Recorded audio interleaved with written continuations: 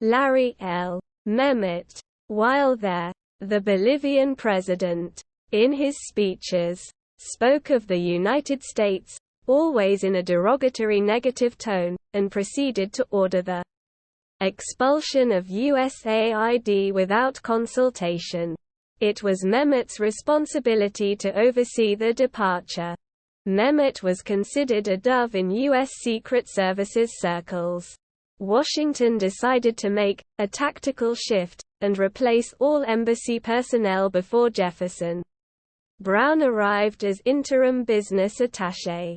The business attaché is the highest-ranking official present in the country since President Evo Morales expelled Ambassador Philip Golberg, sick, in 2008, for engaging in subversive activity in conjunction with hardline opposition forces in the city of Santa Cruz.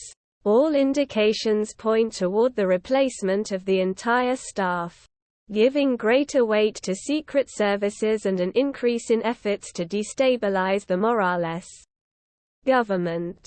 Within the framework of a regional counter-offensive, Memmott began his Foreign Service career in 1987 with a post in Bolivia.